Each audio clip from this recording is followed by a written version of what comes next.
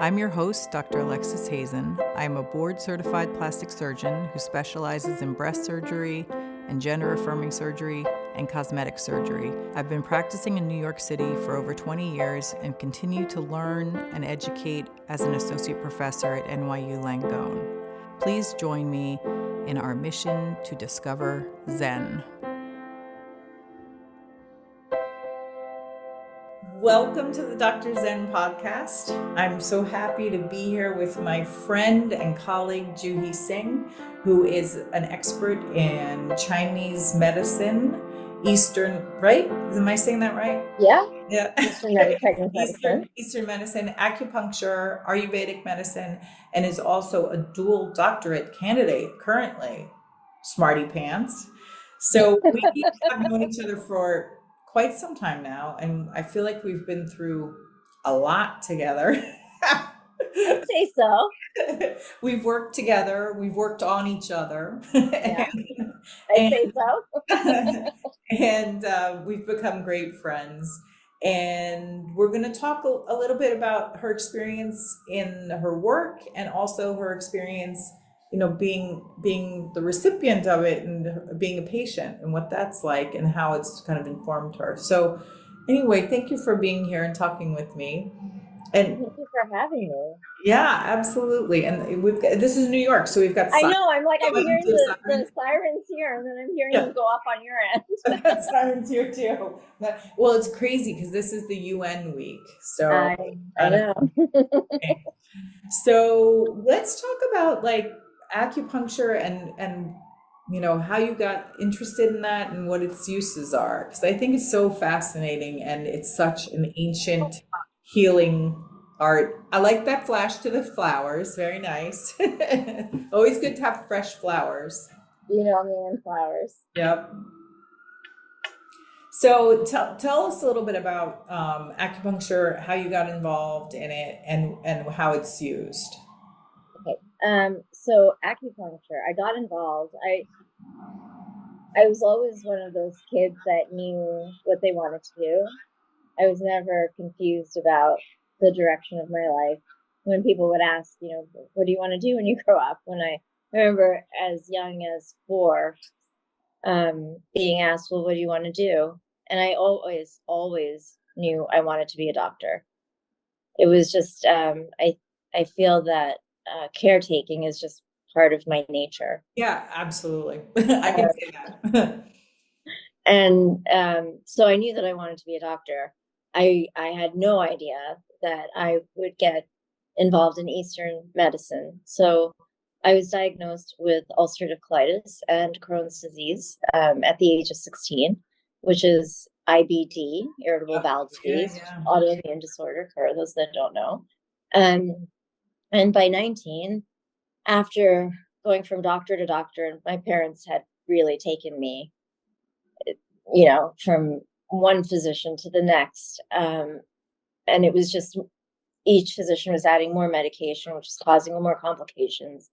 And we didn't see a way out until I was sort of at the end of my rope, and the doctors had suggested that I get a colostomy. And they wanted to start me. Yeah, they had wanted to start me on methotrexate, which is a cancer drug, right? So at that point, my mom called my aunt, who is a doctor in what I'm doing currently, and she said, please stop, just stop everything and send her to me. I'll never forget the send her to me. And so I went to India for 2.5 months. It wasn't like Paramus. She shipped me off to India. I went to India and she gave me acupuncture and she put me on an Ayurvedic diet. And I came back almost symptom-free for over 20 years. I mean, You had the occasional flare, but... Yeah, the occasional flare, but nothing that required me to be on medication for a prolonged period until 2019.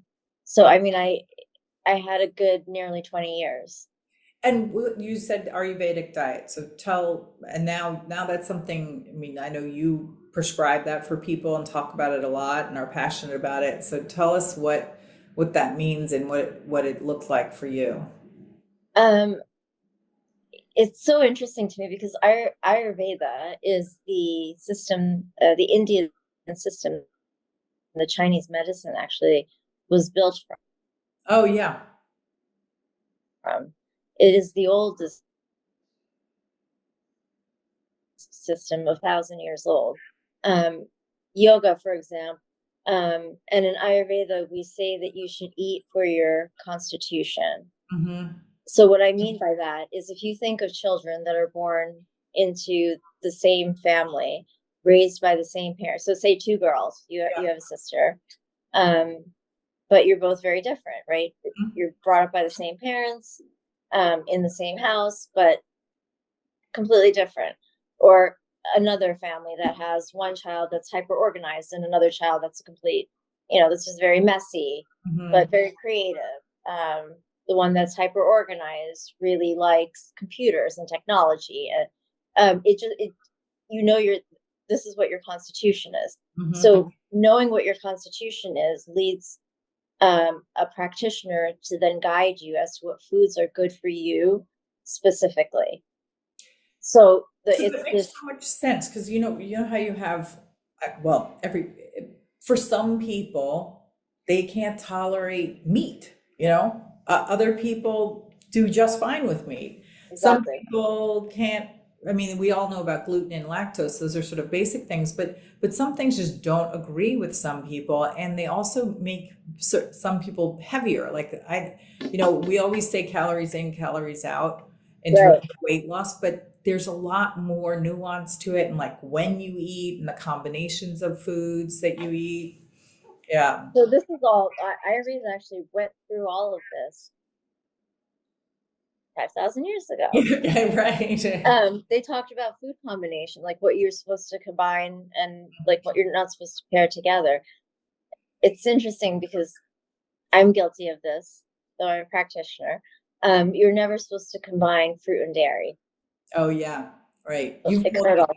I told you that, right? Yeah. So having fruit yogurt is like, It's like I remember my teacher would be like, "What is this mango lassi? You cannot put a mango in yogurt." Oh my God. It's too funny. Um. So yeah. So and then you figure out that there. So when you talk about like meat, for example, not being good for some people, that would be those that are. So there's three constitutions, just to give you a really quick Yeah, run through. I love Um, this. just think it's so important. There's Vata, which is air. That's you, Vata, right? huh?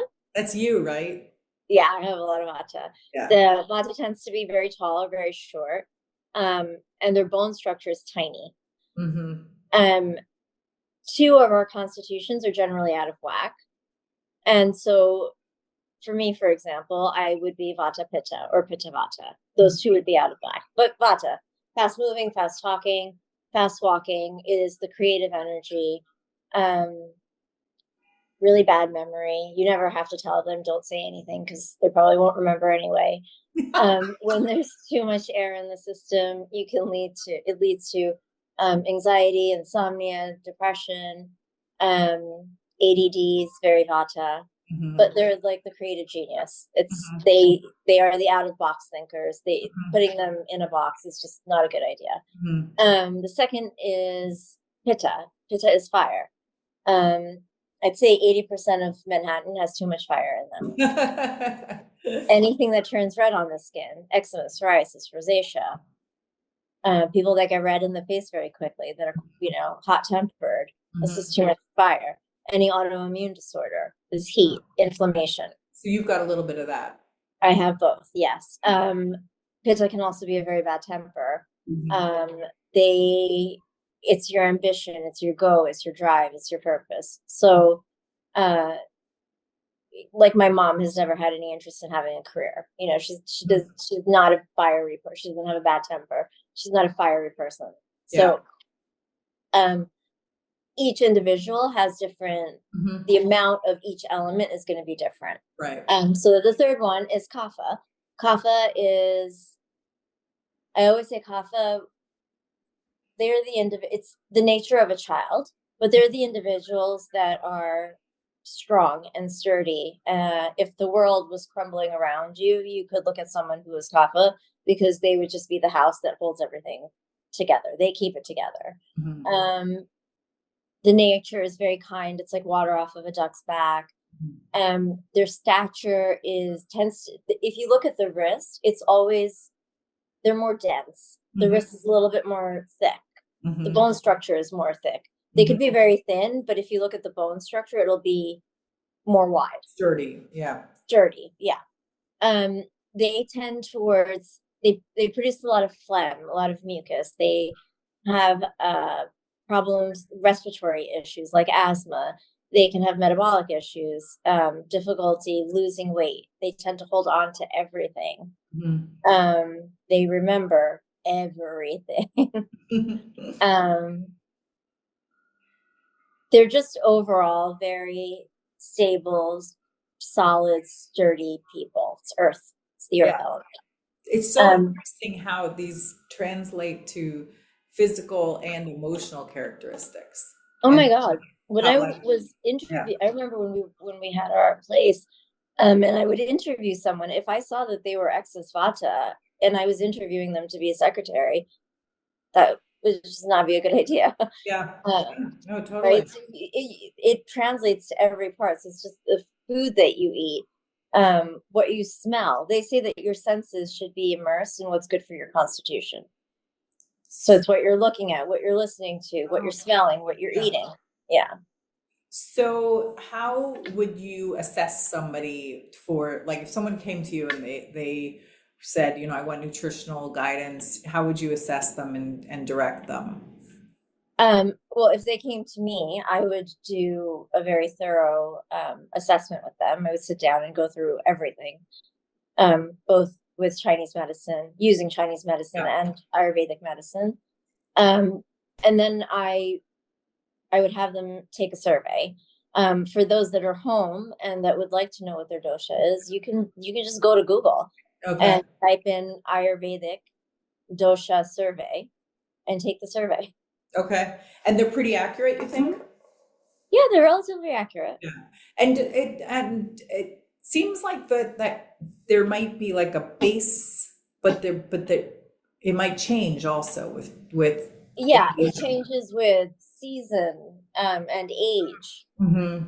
So they say Vata is the later stage of life, Pitta is the middle stage, Mm-hmm. and Kapha is the childhood stage. Mm-hmm. So yeah, Vata is a very dry element. It's air, it's wind, Yeah. right?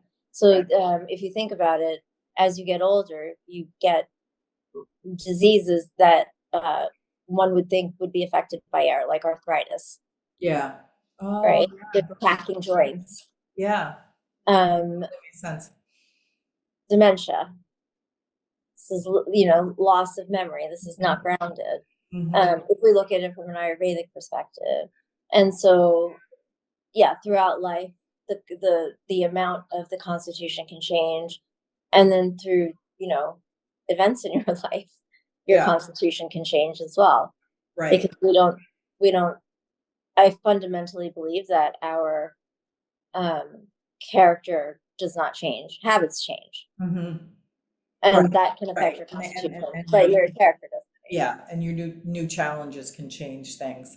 Absolutely. So speaking of challenges, you and I met right before COVID happened, and Yep. then we and then we had this And we really met.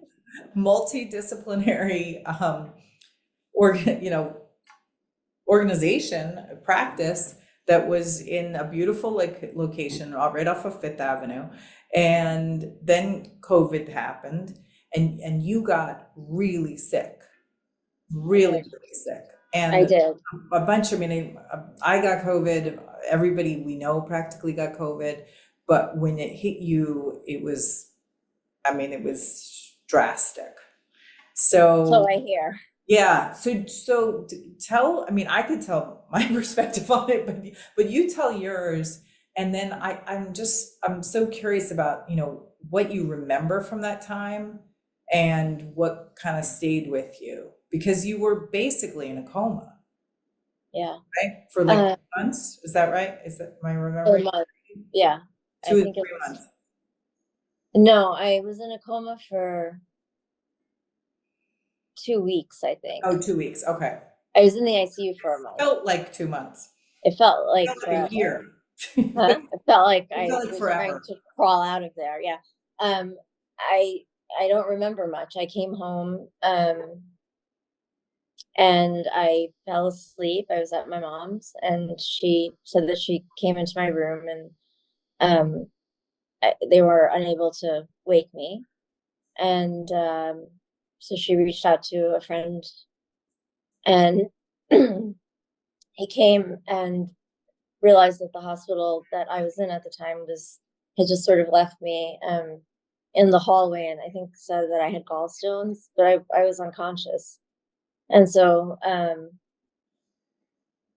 I was then as I have told, transported to NYU, and I woke up to I thought that someone had drugged me and I was kidnapped Oh, and wow. I was being held hostage. And you weren't, this wasn't ironic. Like you really thought that. No, I was freaking out on everybody because I really thought that they were holding me hostage. I was like, why is nobody coming to get me? Wow. It was really so unfortunately this was one of the times that I had a flare up, a pretty bad bout of Crohn's disease, and I was also taking prednisone. Mhm. So I was, com- Yeah. relatively compromised at the time.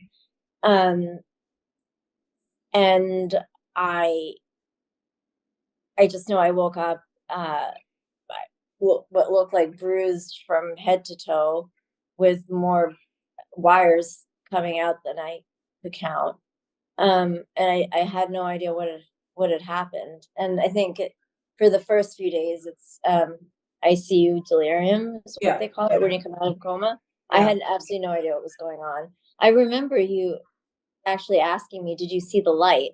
And I remember thinking, "What light?"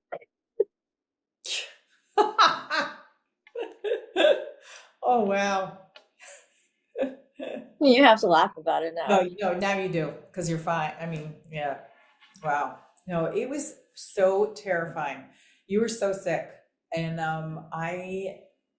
you know, I mean, I've seen a lot of sick people having, worked in the ICU and um but you just like it was almost the reason why I asked you, did you see the light is because you could just feel that the energy was being drained from you and you were in isolation because of COVID and so it no one could really go in and be with you, but you could be outside or if you really gowned up and all this.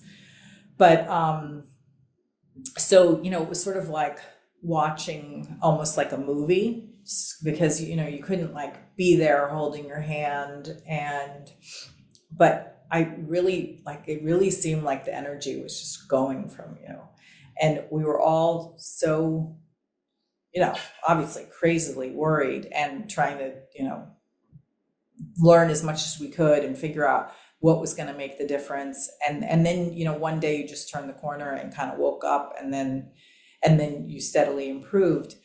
But I guess I'm so curious just what you take from that and how it changed you because I know it did change you and Oh it yeah, changed like the way you think about things and your recovery. You've learned so much about long COVID and about recovering from this weird uh, it's a really weird virus.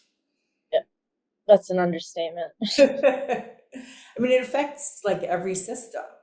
And it affects every system and everybody differently. So it Yeah. goes back to constitution, but Yeah. there's something about it that just doesn't make any sense. It doesn't make any sense. I've studied the signature of the virus, and it just doesn't. It just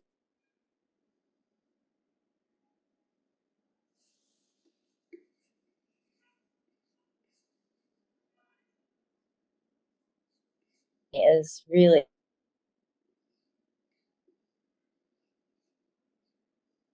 So interesting. You just froze, which to me goes back to energy because we're talking about this intense thing. And so you just, That was weird. yeah, so this has been happening. This is a thing. I had a really intense moment with somebody else recording, and the same thing happened. It just froze. It's like it can't handle it. I know. Good. Yeah, no, it was funny though, because when we started, I, I, I don't know what it is, but I felt something. Yeah. Anyway, I am, as you know, eternally grateful because you fought for me, and I know that I'm gonna cry. That if it wasn't for you guys, I wouldn't be here.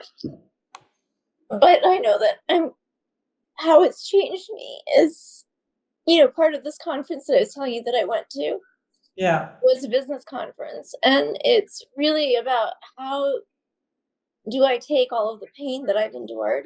Hmm. Because what I think people don't know, because we hadn't officially formally launched, we were just in the process of getting ready to break ground and do renovations. So many people didn't even know that we had taken over this 5,000 square foot Yeah. place, this multidisciplinary center that I had always wanted to create with Dr. Ash. That was our dream, was to take over that second floor and, what I believe, to get the best doctors in New York and put them under one roof. So you could have cardiology, plastic surgery, internal medicine, functional medicine, IVs that were formulated to your blood and made with the highest quality ingredients. And that we were all under one roof. And so you didn't have to go doctor shopping, and doctors weren't singling out organ systems. We were all together. So Yeah. we could give, Like truly a holistic approach, which is what which we is both believe in. exactly. And frankly, I don't understand why everyone doesn't believe in it. I mean, how is it that I mean, like rashes, we were talking about this. Like, how can you talk about a rash without thinking about food, without thinking about temperament, without thinking about anxiety? So You you know, say rash, and immediately I'm like, oh, rash, pitta, that's fire, yeah, yeah. right? So immediately that's going to be stomach, heat, food, right? Like, so I would say red meat and chili Mm-hmm. would anger a rash. Mm-hmm. Yeah, temperament, pitta, again, bad Yeah. temper, causes excess heat, causes excess inflammation. It's all Yeah, I mean, connected. and just, I mean, I don't know, think of any health problem. It's, there's almost nothing which you can just isolate to just the hair, quality of hair, hair loss, it's, I mean, name a thing. It's all connected. Anyway, Nothing, it's all connected. this And I mean, holistic, it's crazy to me that this part that really is been pissing me off is this whole the lack of information yeah, for women and on hormones and oh, yeah, hormonal health. It is mind-boggling to me that we make up 50% of the population, and yeah, that we weren't even used in medical studies until 20 some odd years ago. yeah. It's ridiculous. I keep joking that if this had to do with a man, and a penis, a different piece of genitalia, sorry, the world would be, the stock market would be shut down. Everything would be shut down. But for us, it's fine. Figure No, it out. no, you're absolutely right. And we did a podcast on this recently, just Yeah, I thought. exclusively on this, because it's such a huge problem, and so many people suffered um, because of lack of information and lack of Lack of knowledge. options. Yeah, I mean, I can say for myself, what I've experienced over these past 3 years has been nothing short of insanity. I mean, it literally and figuratively, nothing made any sense. yeah, And now that I have so much more information, I'm piecing putting the puzzle pieces together and realizing, like, why is this so foreign? Yeah. And why are we the anomaly that's putting it together? Mm-hmm. Why isn't this, a bigger conversation at the forefront? So the greatest experience or, lesson teacher for me is that I know that I don't want to practice as much. Mm-hmm. Um, I will still always see patients. Mm-hmm. Um, but I definitely want to start speaking and educating more. It's Mm-hmm. really important to take the pain Mm-hmm. um, and turn it into power, which I believe is knowledge and Yeah. education. So you want to Um, cast a wider net. yeah, Yeah. and that's my purpose. I Mm-hmm. remember Brene Brown said, um, "Hopefully, one day your life will be somebody else's survival guide," and I really hope Mm. that's true. Yeah. Uh, but I want people to be aware of things that I'm quite sure that they're not aware of, Mm-hmm. and give them options that I don't know that they had. Mm-hmm.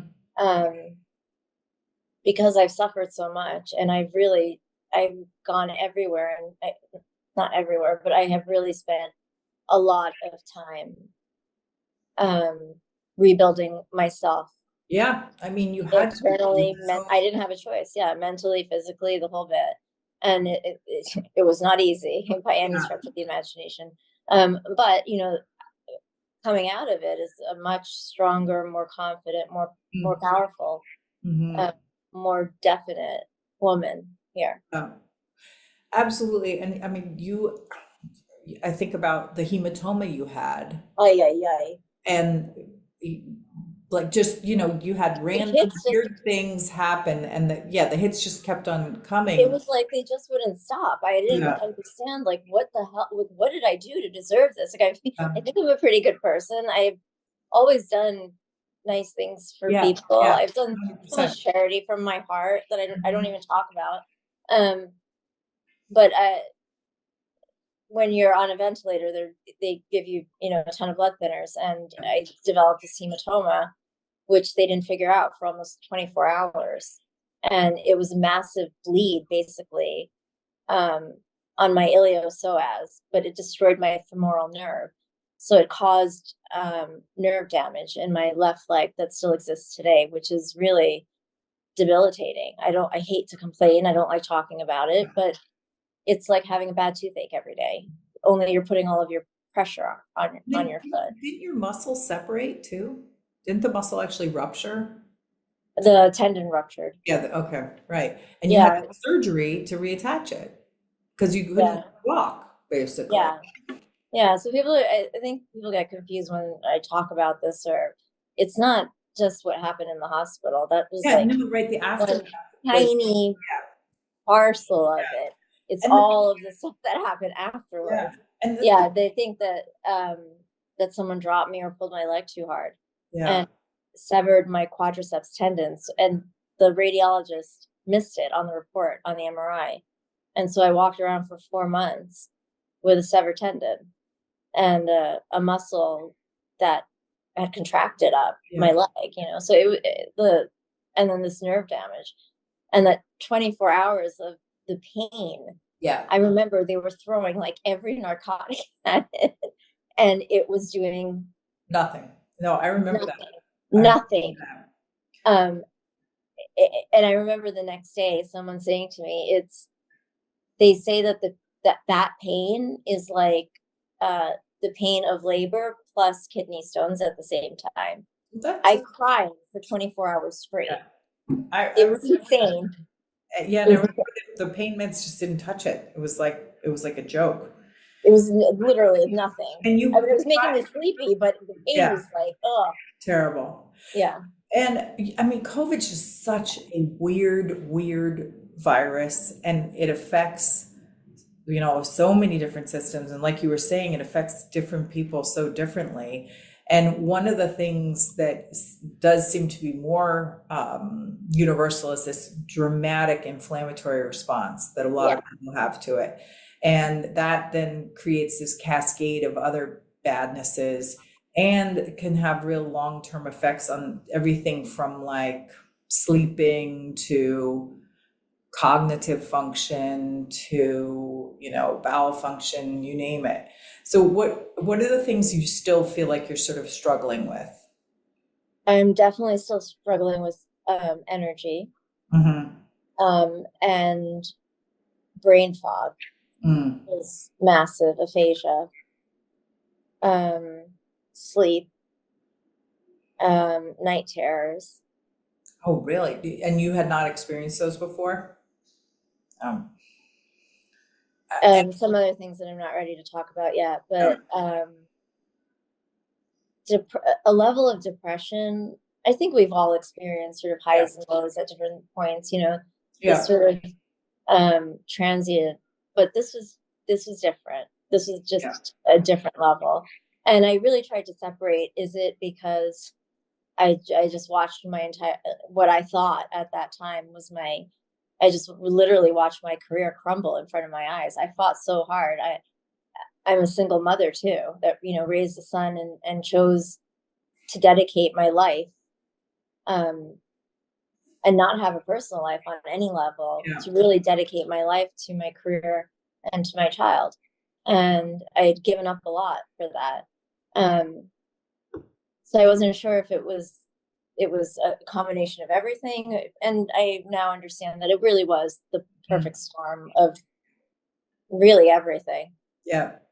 When you look back on this time and even currently, what have been the things from your kind of medicine practice that have helped you the most? Acupuncture. Oh, and meditation by Oh, far. yeah. Okay. Yes. And For if I didn't have the acupuncture and the meditation, the level of pain I think would be intolerable. and how do you like for you? What does meditation look like? How does it manifest? How do you practice it? Because I know it's so different for everybody. And like I have a meditation practice, but it's very physical because Yeah, of course you do. because I have a really hard time just like, so I've developed this practice which incorporates, so just some gentle stretches that go along with it. So it's really helpful, and it's helpful in generating chi energy. And Oh, great. yeah, and I try to do it every morning. And I think Is yin yoga? it's based in yoga, yeah. Yeah, And I know what you're doing. I think it's based in Kundalini originally, Yeah. but and you can make it as long or as short as you want, and so it works for me because sometimes I only have 6 minutes, but other times You really, 5 minutes is yeah. So really fine. what does yours look like? I'm not Catholic, but I went to Catholic school, Yeah, and I prayed to Mother Mary. really. And yeah, some friends had given me some rosary. I woke up covered in all Mhm. sorts of religious symbols, and I still have the rosaries Oh beads my from the God, hospital. that So makes sense because you're very tactile. yeah, Yeah. yeah. So I close my eyes, but I say the Hail Mary, and I'm also very competitive. And so the goal of meditation is just to keep the mind in one direction. They say the mind in one direction, possibly when the body is in many directions, which is what you're supposed to be doing in yoga. Is you're supposed to be moving your body but staying very focused on the present. um so I sit on the bed and I take my rosary and I start the Hail Mary. So an example would be, I want to get through the whole prayer, and the Mhm. second I lose the thought or I forget where I'm in the prayer, I have to acknowledge wherever that thought, Oh. whatever distracted me, I have to Mhm. acknowledge the thought, let it go, and then I have to start again from the beginning. I don't like to start again. Right. So I really concentrate hard Right. on getting through the prayer. This is the Um, greatest. yeah, because I thought I asked you this. it gives you something to Mhm. say or to do. No, And right. No, I I get the always, like, if you're same not page. religious, count your breath. Yeah. Inhale 5, exhale 5. Like, most people don't even breathe properly, Right. Right. right? You're supposed to breathe into your stomach. Watch a baby breathe. Watch a baby laying on their back breathe. I don't think you'll find a baby that breathes into their chest. Like, seriously, have you ever seen a baby Yeah. like whose chest is flipping up and their stomach is being sucked in. No. So yeah, the goal is to breathe into your stomach and keep it extended throughout the duration of the breath, right? So most people will breathe into their stomach, push their belly out, but once the air starts to come up, they'll pull their stomach in. Yeah. Right? So think of a balloon. If you blow into a balloon, the base of the balloon stays inflated the whole time, right? The base doesn't deflate as the air comes up, which would be our lungs. Doesn't make any sense. So you want to keep your belly out, ribs out, chest out. Then chest comes in, ribs come in, navel to spine. Inhale 5, exhale 5. And if you lose your count, then start again from the beginning. Again, it's annoying, so you want to stay focused. I love that. And then acupuncture. Tell me a little bit about that. What I know you are like my sister and you put needles in yourself, which I think a lot of practitioners do actually, because it's, you know where they go, you can do it, you're there all the time for yourself. Yeah, I mean, like, well, yeah, 11 o'clock at night if I'm in pain. It's like that's my medication now. So yeah, I try to use it as much as possible.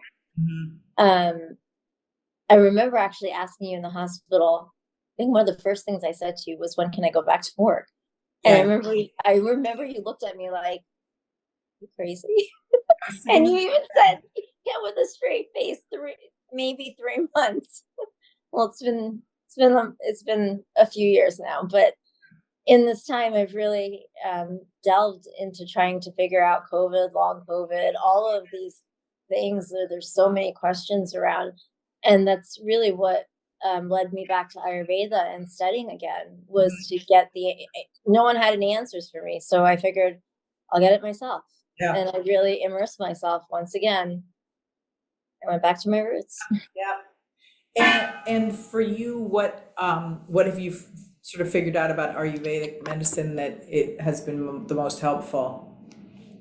I swear, I don't understand. They really figured it all out, like thousands of years ago. How we bungled it so effectively, it really impresses me. It's just such a shame.